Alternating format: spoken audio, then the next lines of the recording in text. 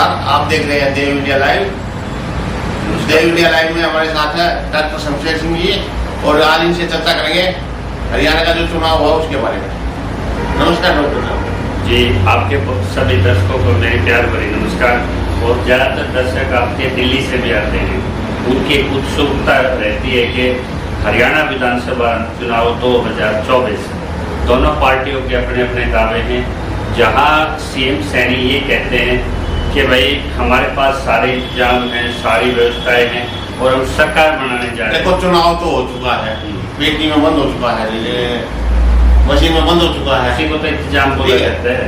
और अब क्या है, पार्टियां तो हर एक अपनी अपनी वो बता रहा है कि मेरी जीत है, मेरी जीत है। ऐसा दावा कर रहे हैं कि मैं 60% जा रहा हूँ और सैनी साहब कह रहे हैं कि हम अलायंस के साथ अगली बार सरकार बनाने जा रहे हैं।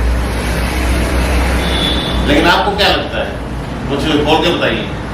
देखिए, अब की बार कौन बना पाएगा सरकार? अब की बार जो हरियाणा आपकी बार आम आदमी पार्टी भी पूरी अलर्ट है हरियाणा में।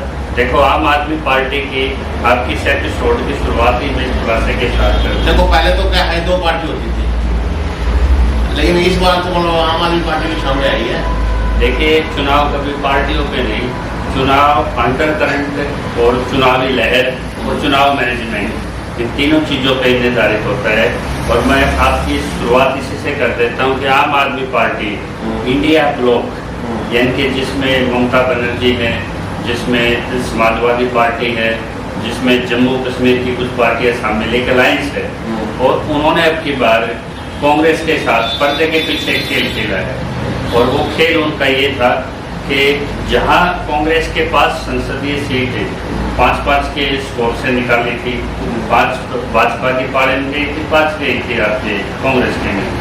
तो उन्होंने जहाँ जहाँ कांग्रेस लोकसभा के अधीन जो विधानसभा क्षेत्र थी, वहाँ उनकी एक सेटिंग ये चली अब की बार, एक स्कैम ये चला कि वहाँ पे अरविंद केजरीवाल, आतिशी, संजय सिंह, स्टार प्रचारक, उन एरियो से दूर रखा गया। यानी कि कांग्रेस और आम आदमी पार्टी की मिली भगत अब की बार सीधी हरियाणा में दिखाई जा रही थी। दोनों का एक ही लक्ष्य था कि बीजेपी को किसी तरह से सत्ता से बाहर करना है। और बीजेपी ने जब लोकसभा का चुनाव लड़ा, 5 सीटें आई, तभी से उन्होंने अपनी माइक्रो मैनेजमेंट शुरू कर दी थी। और उन्होंने 35 ऐसी सीटें चुनी जहाँ पे वो हार रहे थे। उन्होंने अपना कैंडिडेट तो दिया बिल्कुल नया चेहरा, उन्हीं अपने जो उनके मंत्री थे हाई प्रोफाइल, उनकी टिकटें काटी और 35 सीटों पे करोड़ों रुपए की फंडिंग करके दमदार चेहरे निर्दलीय उन्होंने रखे और वहाँ अपने कमजोर कैंडिडेट रखे। और मुकाबला कहीं 3 कोणीय बना दिया, कहीं 4 कोणीय बना दिया। तो पूरा चुनाव उन सीटों पे ज़्यादा देख रहे थे दर्शक जो राजनीति सोच रखते हैं कि जहाँ पे आप ये जो हुई है 70% मतदान हुआ है, जो इसमें आप क्या देख रहे हैं? देखिए, मतदान ये एक चीज ये कहने की होती है, जो मतलब ज्यादा मतदान होता है कंपेंसी जहाँ होती है वहाँ मतदान एक लेवल से ऊपर जाता है, उत्साह देखा जाता है। तो जाहिर सी बात है कि मतदान का रुझान अब की बार कांग्रेस की तरफ जा रहा है। लेकिन जैसे टीवी चैनल अपने अपने आकलन दे रहे हैं और ये एग्जिट पोल वाला आकलन दे रहे हैं, तो सभी क्या तो हम आज इसलिए बैठे हैं, टीवी चैनल वाले तो 24 घंटे में एक चीज बताते हैं, हमने सिर्फ 10 मिनट में ये चीज निकली है, मतलब बतानी है लोगों, मतलब अपने दर्शकों को कि क्या होने वाला है। तो मैं शुरुआत कर देता हूँ आपको सोनीपत से। तो देश वाली सीट का कही जाती है, सोनीपत का गढ़ भी कहा जाता है। उस सीट से अब की बार 4 सीटें यानी कि कांग्रेस वहाँ लूज कर रही है। यानी कि हुड्डा का गढ़ एक बार फिर टूटता हुआ दिखाई दे रहा है।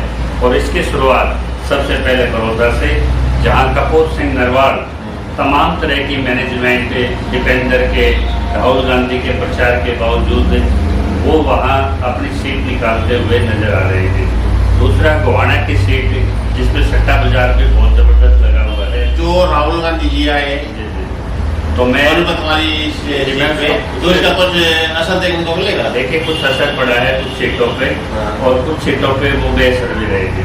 गोहाना की सीट पे आपने देखा होगा राजकुमार सैनी, जब बीजेपी ने उनको सांसद से हटा दिया था, तब भी वो गोहाना से दूसरे नंबर पे चुने गए थे। और अब की बार बीजेपी ने जितने टिकटें दी हैं वो जातीय समीकरण पे दी हैं। और जो दिल्ली से सटी हुई सीटों को छोड़ दें आप, और आप सीधा चले जाइए उचाना, जींद, ये आपका इधर चले जाइए आप हिसार, सिरसा, जो किसान आंदोलन चला था उसका इम्पैक्ट सीधा सीधा इस चुनाव में नजर आ रहा है। और जैसे किसान आंदोलन का फायदा पंजाब में केजरीवाल को मिला था, अब की बार उसका फायदा सीधा सीधा भूपेंद्र सिंह हुड्डा को नजर आता रहा है। बड़ौदा की सीट पर मैंने बता दिया डॉक्टर कपूर जातीय समीकरण को आपने कहा, जैसे यहाँ दुष्यंत चौटाला चंद्रशेखर के नाते मैं क्लियर करूँगा, वही चीज़ करूँगा। जैसे सबसे ज़्यादा वहाँ पे जो सैनिक वोट बैंक है, वहाँ पे गोहाना में पिछड़ी जाति के वोट बैंक हैं, तो उस वोट बैंक के आधार पे सैनिक दूसरे नंबर पे आए थे वहाँ पे। तो अब की बात जहाँ रविंद्र शर्मा को उतारा गया, ब्राह्मण vote bank, backward vote bank और जो सैनिक वोट बैंक बीजेपी का सदा हुआ साइलेंट वोट बैंक था, तो वहीं पे जो कदावार नेता थे अपने IND के थे, जो राजवीर सिंह दहिया थे, उन्होंने भी 20,000 से ऊपर वो गेन अपना वोट बैंक करेंगे। इसी स्थिति में वहाँ पे एक सोशल मीडिया इन्फ्लुएंसर आते हैं आपके हर्ष शिकारा, और हर्ष शिकारा ने चुनाव बड़े दमदार तरीके से लड़ा। हर्ष शिकारा पे तो मतलब यदि महिलाएं वोटर किसी तरह से असेंबल हो गई, नहीं एक बात मैं ये पूछ रहा हूँ, हर्ष शिकारा में तो बड़ा टाइम चल रहा है, सबसे ज्यादा उस सीट पे कैसे देख रहे हो? तो वहाँ पे कोई अप्रत्याशित नहीं है, वो सीट वहाँ से निकाल दे। और जो छिकारा के 2 गाँव थे जो हमारा, वो किसी तरह से जिस तरह से उन्होंने उसको स्टार्टअप दिया था, लास्ट समय में वो पिछड़ते चले गए। वहाँ एक चीज तय जरूर है कि जगबीर मलिक का हारना निश्चित है। आप उसका बेनिफिट देखते हैं कि अरविंद शर्मा को जाता है या थोड़ा सा वो राइज कर देंगे 4-5 हज़ार वोट में, जो आखिरी 2-3 दिनों में उनकी रैली हुई थी शिकारा की। उसके बाद यदि महिला वोटर बैंक उनका संभला रहा और वो हर जाति में, हर वर्ग में वो लोकप्रिय हैं, तो वो सीट शिकारा को भी वहाँ जा सकती है, अतिशोक्ति नहीं है। फिर मैं आऊँगा आपको गन्नौर सीट पे। गन्नौर सीट पे लास्ट समय पे जो इंडिपेंडेंट थे देवेंद्र कादयान, वो कमजोर तो पड़े लेकिन उनके चुनाव पे गरीब बनी रही, तो वो वहाँ सीट निकालते हुए नजर आ रही थी। इसी तरह राइस सीट थी एक, जहाँ प्रवासी वोटर्स का एक बहुत बड़ा वहाँ पे रोल रहता है, और वहाँ से अपना जो इंडियन बूथ के मालिक हैं उनकी माता जी कृष्णा गहलोत वहाँ चुनाव लड़ रही थी, तो वो सीट बीजेपी की तरफ जाती नजर आ रही है। सोनीपत की सीट जैसे ED से जमानत लेके आते हैं सुरेंद्र पवार, तो उनके दोनों पुत्र वधू, एक अरोड़ा में और एक प्रचुर होते थे, पंजाबी लीडर होते थे बहुत बड़े सोनीपत के, उनकी लव मैरिज उनके लड़के के साथ हुई है। तो उनके पुत्र बुद्धियों ने पंजाब में उनका चुनाव संभाला हुआ था, लेकिन जैसे वो 4 दिन पहले आते हैं हाईकोर्ट से बेल लेके, उन्होंने जिस तरह से वैक्सीन लेट करा, तो वो सीट भी सेफ कांग्रेस की नजर आ रही है। इसी तरह से आखिरी 3 दिन तक प्रचार था, जब तक राहुल गांधी जब तक खरगोदा में संबोधन नहीं करते, तब तक पवन का वहाँ पे बीजेपी उम्मीदवार जो JJP से कन्वर्ट होके आए थे, उनका पलड़ा भारी नजर आ रहा था। लेकिन जिस तरह उन्होंने शहरवासियों को मैनेज किया, जिस तरह अपने साथ लगते 5 गाँव बॉर्डर के साथ उन्होंने जटराना बेल्ट को सेट किया, 17 गाँव दहिया के पड़ते हैं, और उन्होंने शहरवासियों को एक वायदा दिया कि सबसे पहले मैं यहाँ पानी की निकासी करूँगा, और वो मना पाए। और जिस तरह से राहुल गांधी ने उनका हाथ छड़ा करके कहा कि मैं चाहता हूँ कि ये विधानसभा जाए, क्या आप भेजोगे, तो वहाँ से जो पोस्ट उनको मिला वो पोस्ट को कैरी कर लेंगे, वो सीट भी कांग्रेस के पाले में जाती नजर आ रही है। जैसे आपने कहा JJP का, इसमें JJP का क्या रोल देखते हैं हरियाणा में तुम्हारा? JJP का रोल ये था कि JJP का रोल आगे तक हरियाणा से खत्म हो चुका है, अब वो राजस्थानीय कहीं और की राजनीति करेंगे। उनको एक तरह से धोखेबाज विश्वासघात एक होड़ लगी हुई थी किसी समय में, दुष्यंत चौटाला में, बलराज कुंडू में, और आपके इसमें भूपेंद्र सिंह हुड्डा में, कि किसको जाट लीडर के तौर पर प्रमोट किया जाए। दो व्यक्ति अपने स्टेज से उसमें साबित नहीं कर पाए, लेकिन हुड्डा ने साइलेंट रह के सभी वर्गों को जोड़ के जो 35-1 का जो घिनौना खेल खेला गया था, उसी घिनौने खेल के आधार पर टिकटें बांटी गई थी। लेकिन इस बड़े वर्ग ने सबका भाईचारा भी बनाया, और हुड्डा को ये सोचा कि हुड्डा ही है जो बीजेपी को हरा सकता है, तो लहर चली थी बीजेपी के खिलाफ, उसका हुड्डा ने साइलेंटली पूरा उपयोग किया है। दूसरी सीट आएंगे हम आप रोहतक में आ जाएंगे, रोहतक में जो बहादुर की सीट है वहाँ पे एक निर्दलीय उम्मीदवार है राजेश जून और वहाँ पे है शीला राठी। उनके बीच में वहाँ पे एक मुकाबला है, क्योंकि वहाँ कांग्रेस का कोई आपको प्रत्याशित नहीं रहेगा, वो तीसरे या चौथे नंबर पर जा सकते हैं। और उसका एक कारण है कि दलाल 84 के वहाँ पे 5 गाँव प्योगली दलाल के हैं और 7 गाँव दलाल के टोटल गिने जाते हैं। तो वो जो गाँव है उन्होंने अपना पंचायती उम्मीदवार दलाल को खड़ा किया और उन्होंने बड़े शानदार तरीके से सबसे बड़ा रोड शो एक पंचायत तरीके से उन्होंने वोट मांगी। उन्होंने नशे के खिलाफ, पैसे के खिलाफ सत्याग्रह किया और एक कायदे से उन्होंने इलेक्शन लड़ा। तो उसका सीधा नुकसान उनको हुआ। वैसे पूरे इलेक्शन में हम लोग ये भी है ना, तो कोई ज़्यादा आइडेंटिटी का ये था कि आइडेंटिटी के 5 गाँव में बता दूँ, नीलोटी, बरनाला, साकोर, इस तरह के 5 गाँव के जहाँ से उनको बड़ा पूरे हरियाणा में क्या देखने को मिलेगा। तो उन्होंने बड़ा अच्छी तरह से मैनेज किया है और आखिरी 2 दिनों तक जो कहते हैं कि इलेक्शन वाली जो रात लगती है उनको उन्होंने अच्छे से मैनेज किया। उनके घर से 3 पार्षद आते हैं, उन्होंने लाइन पार जितनी कॉलोनी हो तो उनको अच्छे से मैनेज किया। तो मुझे व्यक्तिगत तौर पे कोई ऐसी शक्ति नहीं होगी कि बहादुर की सीट से आईएनडी की तरफ जा सकती है। और आईएनडी की मैं टोटल आपने बताया जो पूछा आपने, 3 सीट सिरसा से निकल के आ रही है आईएनडी की, जिसमें आपकी एलानाबाद भी है, रनिया भी है और 2 सीटें आपकी, एक उनकी कलायत भी काफ़ी है, नरवाना जो सबसे सीट है वो भी आईएनडी की तरफ जाती नजर आ रही है और 2 सीट आम आदमी दिया था उसका कुछ फायदा नजर आ रही है। देखिए, एक उनको नुकसान तो हुआ है जेजेपी के परिवार से होने के कारण। जो जेजेपी की साथ खत्म की उन्होंने देवीलाल की विचारधारा को जिन्होंने बेचा, अपने 11 मंत्रालय रख के जो लूट मचाई, तो लोगों को एक सनैया ये तो किसान में एक तरफ खड़े हुए थे। लोगों को ये समझ में आ गया था ये कि भाई आईएनडी का है साथ कांग्रेस के साथ नहीं हुआ है। यदि हम आईएनडी को ज्यादा एक्सलेट करेंगे, सपोर्ट करेंगे तो वो बीजेपी के साथ तो गठबंधन कर सकती है, कांग्रेस के साथ नहीं कर सकती। लेकिन ये तो मतलब बीएसपी के साथ भी, बीएसपी के रावण थे, उन्होंने साबित कर दिया नहीं वो पैसे से प्रभावित होने वाले हैं, वो कोई अम्बेडकरवादी नहीं है। और जिस तरह से वो युवा नेता के तौर पे निकल के आए थे, एक दलित वर्ग में, एक अम्बेडकरवादियों में उम्मीद थी कि एक बड़ा चेहरा बने, लेकिन जिस तरह से उनको इसमें टोटल मिला के शैलजा को कहाँ देखते हैं आप? शैलजा इसमें चर्चा में तो भाई अंगूर कट्टेवाड़ी में देखता हूँ। जो शैलजा, हर किसी की इच्छा होती है बड़ी पार्टी में मैं सीएम चेहरा बनूं, लेकिन उसके लिए ग्राउंड लेवल पे काम करना पड़ता है, मैनेज करना पड़ता है। और जो लास्ट टाइम पे ये अशोक चौर को लिया है कांग्रेस ने, ये राहुल गांधी का जादू है। अच्छा। राहुल गांधी जब मोदी के कमीज की बोली लगती है तो 10 लाख रुपए में उनकी शर्ट की नीलामी होती है, लेकिन किसी मोची के पास बैठ के जब एक जूता सिलाई कर देते हैं राहुल गांधी तो उसकी 20 लाख में उसकी बोली होती है। तो राहुल गांधी की वो हैसियत है। राहुल गांधी जहाँ जहाँ से निकलते हैं उनके लिए बहुत से लीडर ऐसे हैं बीजेपी में, वो जादू की छड़ी की तरह काम कर रहे हैं और जम्मू कश्मीर हरियाणा का आपको परिणाम नजर आ रहे थे।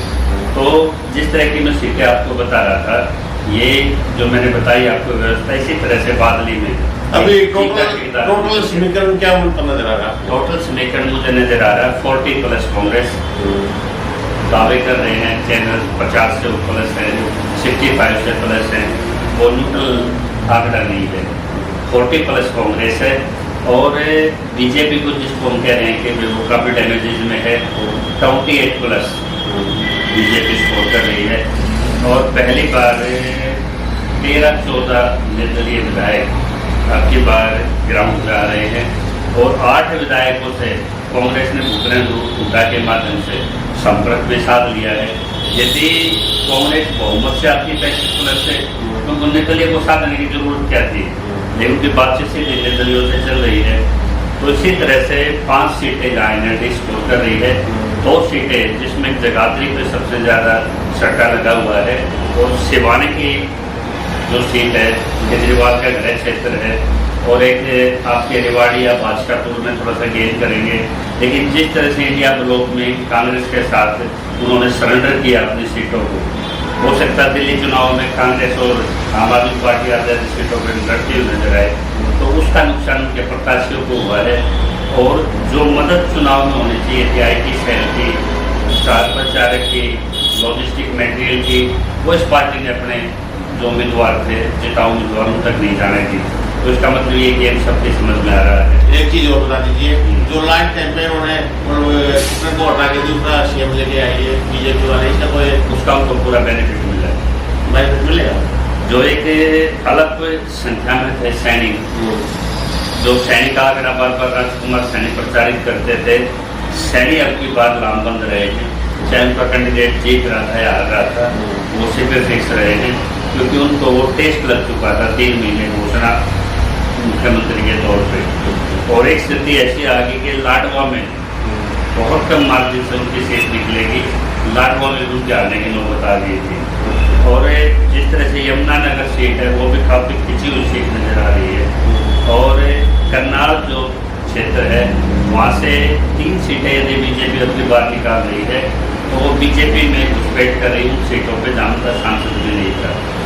तो इसी तरह का सीन आपको देखा अम्बाड़ा में दिखाई दे रहा है। अम्बाड़ा में वहाँ चित्रा सरवरा बड़े अच्छे से कंफर्ट तरीके से वहाँ से सीट निकालती हुई नजर आ रही है। और जो मेरा अपना असेसमेंट है वो बड़ौदा महम में आपकी बात 4 कोणीय मुकाबला था। कहने को तो देखो खुदा कैंडिडेट थे बीजेपी के, लेकिन राधा इलावत में सट्टा खेला हुआ था बीजेपी ने, क्योंकि पिछली बार वो 30,000 करोड़ से उन्होंने निकाला हुआ था।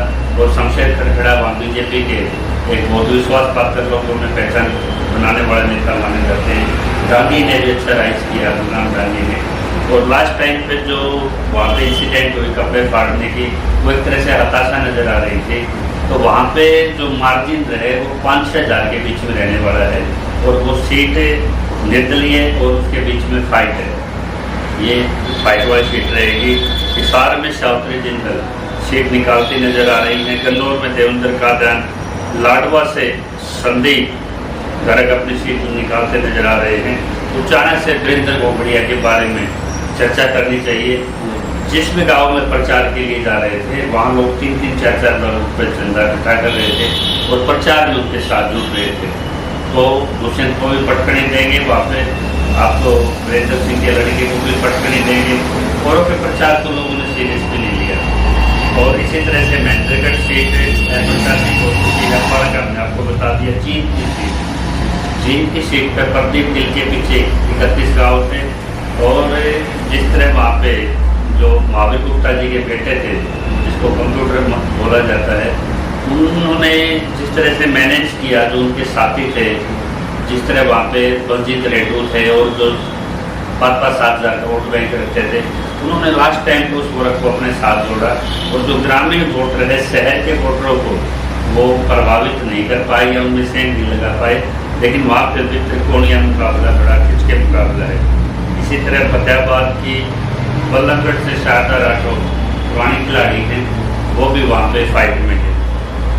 और असंध का मैंने आपको बताया, असंध भी सीट, भवानी खेड़ा सीट और गुड़गांव सीट, ये भी कोई ना कोई गुल खिला सकती है, क्योंकि गुड़गांव में सबसे कम लोअर वहाँ पे मतदान है। और वहाँ जो एक व्यापारी वर्ग से जो प्रतिनिधि है उसकी लोगों के क्षेत्र में ज़्यादा नज़र आ रही थी। और इसी तरह से आप मैंने बताया था कि INLD जहाँ पे मेवात से एक सीट निकाल सकती है, ऐलानाबाद में मजबूत है, कलायत में मजबूत है, डबवाड़ी में, धनिया में, तो वहाँ वो काफ़ी गेन कर रहे हैं। तो जो सीन निकल के आ रहा है वो 40+ कांग्रेस का निकल के आ रहा है। और ये निर्दलियों की स्थिति 12 से 14 की रहेगी। और INLD की आप 3 से 5 के बीच में आंकड़ा रहेगा। और 28+ बीजेपी रहेगा। तो ये हरियाणा की स्थिति रहेगी अब की बार। तो बीजेपी से उम्मीद मैंने कि चुनाव में आगे सरकार तो किसी की एक तरफा नहीं होती दिखती ना। देखो मेजोरिटी मुझे नहीं लगती इसमें किसी की मेजोरिटी आ रही है। निर्दलीय सरकार बनेगी टोटल मिला के, ये दिखाई देगा। मतलब ये है कि 1-2 विधायक निर्दलीय जिनको पार्टी से टिकट नहीं मिला वो निर्दलीय लड़े, लेकिन वो होते ही पार्टी कैडर के हैं। कुछ निर्दलीय बीजेपी कैडर के हैं, कुछ INLD के हैं और कुछ कांग्रेस के हैं। तो बड़े संभावित तरीके से जो उनको मिल जाएगा वो मिल जाएगी, क्योंकि कांग्रेस को ज़्यादा सीटों के लिए हाईकोर्ट में जाने की जरूरत नहीं पड़ेगी। उनको 2-4 सीटों की कहीं ना कहीं शॉर्टेज होगी और वो कहीं ना कहीं वो पूरे करते हुए नजर आ रहे हैं। और किसान आंदोलन का असर पीछे के हरियाणा में जो कहते हैं आपके उधर था, दक्षिण हरियाणा में दिखाई नहीं दिया असर। दिल्ली के 7 लगती सीटों पर इतना असर नहीं दिया, लेकिन पीछे जो वेव थी कि बीजेपी को हराना है वो नजर आई, और बीजेपी ने आखिरी माइक्रो मैनेजमेंट करके इसमें देख लिया। करोड़ों रुपए उन्होंने फंडिंग लगाए निर्दलीय चेहरों पे, अपने कमजोर कैंडिडेट दिए, मुकाबले को त्रिकोणीय 4 गुना, और इस तरह इक्वेशन में जाति इक्वेशन में बांट के टिकट दिए। लेकिन जो लहर थी कि अब की बार हमें परिवर्तन करना है, वो हरियाणा में अब की बार नजर आ रही है।